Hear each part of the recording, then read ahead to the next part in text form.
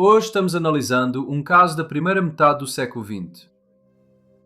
Então relaxe, enquanto vamos para a Inglaterra. Annie Bella Wright nasceu em 14 de julho de 1897 na vila de Somerby, no condado inglês de Leicestershire.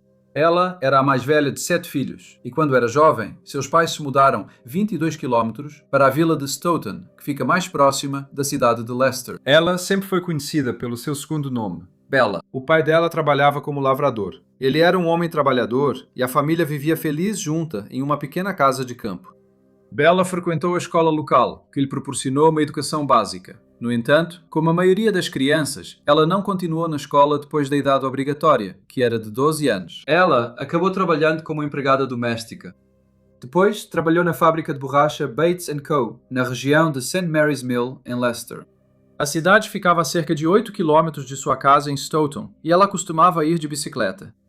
Bella era uma jovem agradável, sempre simpática e prestativa. Ela era atraente e, quando tinha 21 anos, ficou noiva de um cavalheiro chamado Archie Ward, que era foguista na Marinha Real. Acreditava-se que outro jovem também estava interessado nela.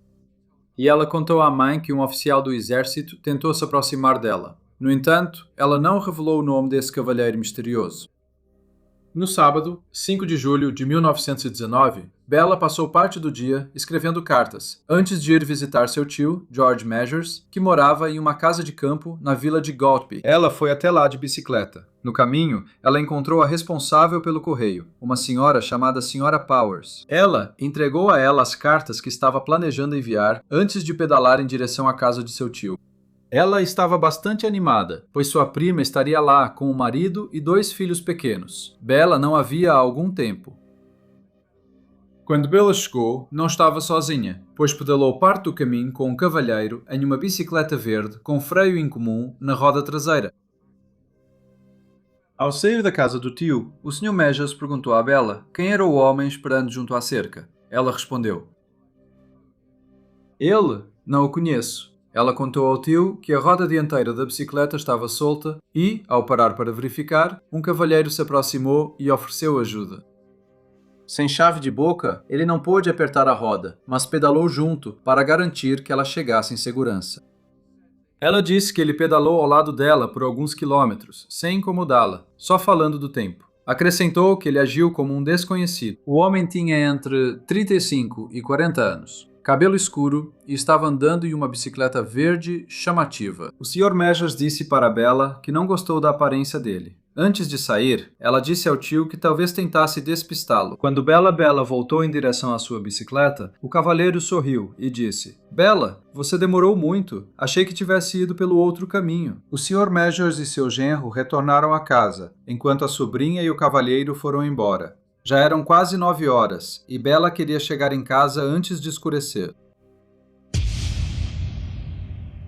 Meia hora depois, o fazendeiro Joseph Cowell conduzia suas vacas pela Gartree Road, quando viu uma jovem caída ao lado de sua bicicleta. Ele viu que o rosto dela tinha muito sangue e marcas profundas nas bochechas e mandíbula. Ao se aproximar, percebeu que a jovem estava morta. Acreditando que ela devia ter caído da bicicleta ou sido derrubada por um carro, ele foi até a delegacia para informar o policial local.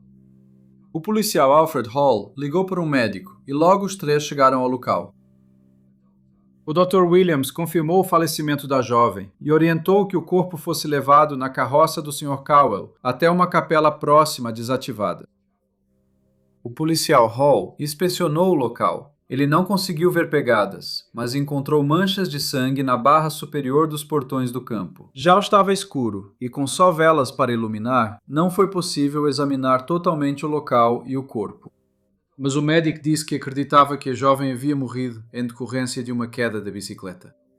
Pensando que poderia haver mais por trás da morte, ao amanhecer, o policial Hall retornou ao local na Gartree Road, onde o corpo foi encontrado. Ele examinou a área com cuidado e achou balas calibre .455 a pouco mais de 5 metros do local do corpo. Havia um corvo morto e pegadas de pássaro perto de onde Bella estava deitada. Ele supôs que algum pássaro se alimentou do sangue da senhorita Bella Wright. Quando o médico fez um exame mais detalhado da falecida, ele descobriu que havia uma única entrada de tiro abaixo do olho esquerdo dela, com uma saída na parte de trás do crânio, sob o cabelo. Com essa nova informação, foi solicitada uma autópsia, cujos resultados confirmaram que a falecida havia sido baleada abaixo do olho esquerdo, a uma distância estimada entre 6 e 7 pés. O corpo foi identificado como de Annie Bella Wright, que meia hora antes de ser encontrada morta em uma estrada rural, havia conversado com seu tio em casa. Seguiu-se um inquérito que determinou a causa da morte como homicídio cometido por pessoa ou pessoas desconhecidas. A polícia precisava encontrar o homem da bicicleta verde visto com Bella na noite de sua morte. Sr. George Measures descreveu à polícia e cartazes em Leicestershire ofereciam recompensa por informações. Na tarde de sexta-feira, 11 de julho, Annie Bella Wright foi enterrada. Durante o cortejo fúnebre rumo à igreja em Stoughton, centenas se alinharam nas ruas para homenagear. O chefe de polícia pediu nos jornais locais e nacionais que o homem da bicicleta verde se apresentasse. Enquanto isso, os policiais contatavam os donos de bicicletas verdes, mas todos foram eliminados das investigações. O inspetor-chefe Albert Hawkins foi enviado da Scotland Yard para ajudar no caso. Um mecânico de bicicleta chamado Harry Cox contou à polícia que, no dia 5 de julho, ele havia consertado uma bicicleta que correspondia à descrição divulgada pela imprensa. Ele disse que o homem contou que faria um passeio pelo interior naquele dia. O Sr. Cox, porém, não possuía registro do nome desse homem. Por mais que a polícia solicitasse informações e a imprensa noticiou o incidente, os detetives não conseguiram estabelecer a identidade do misterioso cavalheiro da bicicleta verde. 7 meses depois, em 23 de fevereiro de 1920, um homem chamado Enoch Whitehouse estava guiando uma barcaça puxada por cavalos ao longo de um canal próximo ao rio Soar. Quando a corda de reboque da barcaça prendeu em algo, ele trouxe o objeto à superfície. Era uma bicicleta verde. Tendo lido sobre o incidente de Bella Wright nos jornais, ele entrou em contato com a polícia, que então decidiu derregar o canal. Eles então descobriram outras peças da bicicleta verde, além de um coldre militar e uma caixa de balas, que eram iguais às que mataram Bella Wright. Quando o quadro da bicicleta foi examinado, a polícia descobriu que o número de série e a marca BSA haviam sido raspados.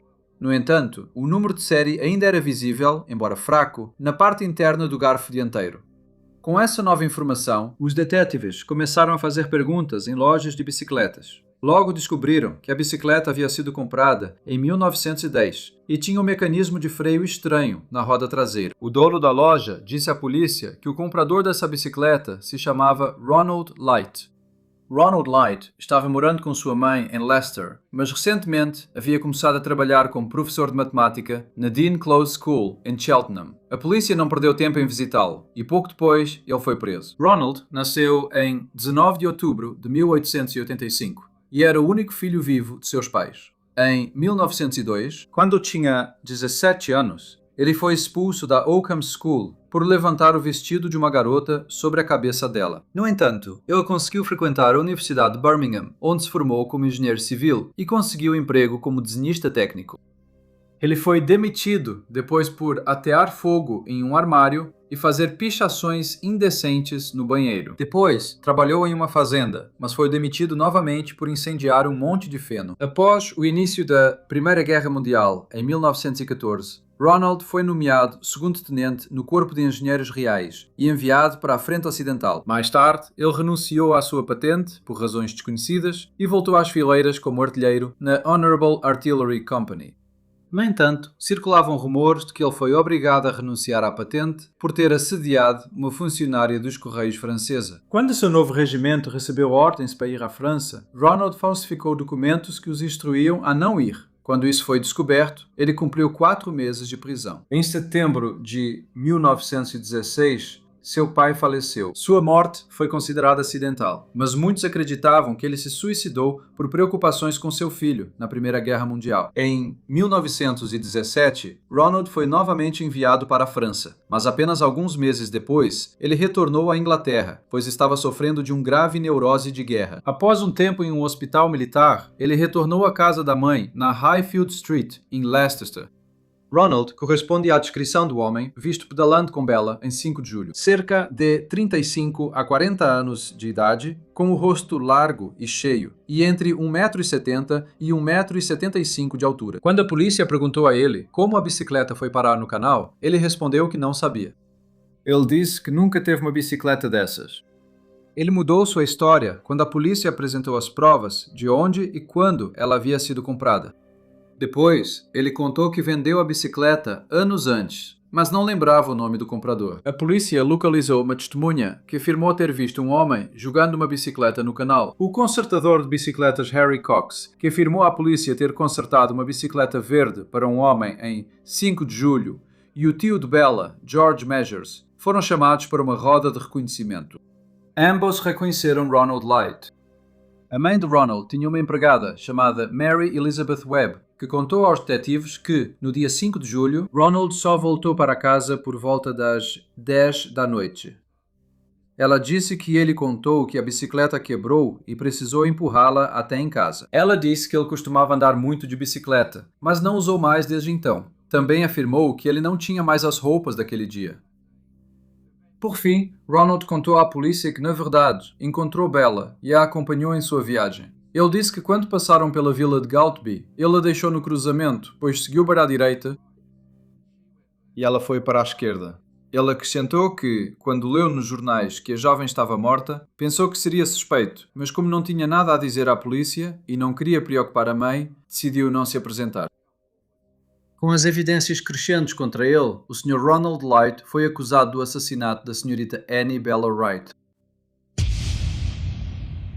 O julgamento de Ronald Light começou em 8 de junho de 1920 e ele se declarou inocente. Ele foi defendido por Sir Edward Marshall Hall, advogado com reputação formidável, conhecido como o Grande Defensor, que já obteve sucesso em diversos casos de acusados de assassinato. O Sr. George Measures, sua filha e seu genro, todos confirmaram que o réu era o cavalheiro que eles tinham visto com Bella no dia 5 de julho. A empregada da Sra. Light, Elizabeth Webb, e outras testemunhas que viram Ronald Light naquele dia prestaram depoimento. Duas garotas, Muriel Nunney, de 14 anos, e Valeria Cavan, de 12 anos, informaram ao tribunal que mais cedo, no dia 5 de julho, elas pedalavam perto do local onde o corpo de Bella Wright foi achado. Quando um homem de bicicleta verde passou a incomodá-las, confirmaram que era Ronald Light. Ronald depôs em sua própria defesa e se expressou bem. Ele disse que, quando foi preso, inicialmente mentiu para a polícia, mas reiterou que ele e Bella se separaram pouco depois de saírem da casa do tio dela. Ele admitiu que a bicicleta, o coldre e as balas que foram retirados do canal pertenciam a ele e que decidiu se livrar dos itens porque entrou em pânico após ler sobre a morte da Srta. Wright. Ele contou que quando estava no exército, recebeu um revólver Webley Scott Service. No entanto, ele afirmou que, quando foi enviado para o exterior, levou o revólver com ele, mas não o coldre, e que deixou o revólver em um posto de triagem de feridos na França em 1918. Ele acrescentou que, embora quisesse voltar com Bella, ela ficou muito tempo com o tio, então ele decidiu ir para casa sozinho. Infelizmente, o pneu dele furou e ele teve que consertá-lo na beira da estrada. Assim que terminou, viu Bella sair da casa de campo. Então decidiu ver se poderiam voltar juntos. Ele foi interrogado pela promotoria por 5 horas, mas respondeu a todas as perguntas muito bem e em nenhum momento se contradisse. Sir Marshall Hall destacou ao júri que seu cliente não tinha motivo para matar a Srta. Wright. Ele não a conhecia antes do dia 5 de julho. E ela não foi roubada nem agredida. Ele questionou o perito em balística se Bella foi baleada a queima-roupa e sugeriu que ela poderia ter sido atingida por bala perdida de um fazendeiro atirando em pássaros ou coelhos. Ele disse ao júri que um tiro à queima-roupa teria causado muito mais danos ao rosto de Bella. Os motivos da expulsão de Ronald Light da escola e seus comportamentos estranhos que causaram sua demissão e a perda da patente no exército não foram citados no tribunal. O julgamento terminou em 11 de junho e o júri deliberou por 3 horas antes de retornar e considerar o réu Ronald Light não culpado. Após sua absolvição, Ronald voltou para a casa de sua mãe, onde manteve um estilo de vida um tanto solitário. Mas, em 1928, ele se mudou para Lansdowne-on-Sea, na ilha de Sheppey, em Kent, onde, em 1934, se casou com uma viúva chamada Lillian Lester. Ele morreu em 15 de maio de 1975, aos 89 anos de idade. Por muitos anos, a bicicleta verde ficou pendurada na parede da Evelington Cycle Shop, mas ela não está mais lá e seu paradeiro atual é desconhecido. As pessoas ainda questionam se Ronald Light foi responsável pela morte de Bella Wright. Ele contou com o melhor advogado de defesa disponível e a boa educação de Ronald o ajudou a se sair bem no tribunal. 3 dias após sua absolvição, Ronald foi até a delegacia, onde supostamente contou ao policial de Leicestershire, Levi Bowley, a verdade sobre o que aconteceu em 5 de julho de 1919. Isso foi datilografado em um depoimento e, ao que parece, foi esquecido até bem recentemente. Ela diz: "Eu atirei na garota, mas foi completamente acidental. Andávamos tranquilos. Eu com o meu revólver, no bolso do casaco de chuva, descemos para ela vê-lo. Eu não fazia ideia de que havia um cartucho carregado nele. A mão dela estava estendida para pegá-lo. Quando disparou, ela caiu e não se mexeu mais. Peguei minha bicicleta e fui embora." Como o caso havia terminado, a declaração foi trancada em um cofre e só foi descoberta nos últimos anos. No entanto, sua autenticidade foi questionada. Olá a todos, muito obrigado por ouvirem. Como de costume, por favor, deixem qualquer comentário ou retorno que vocês tenham e espero ver todos vocês novamente no próximo Caso Breve.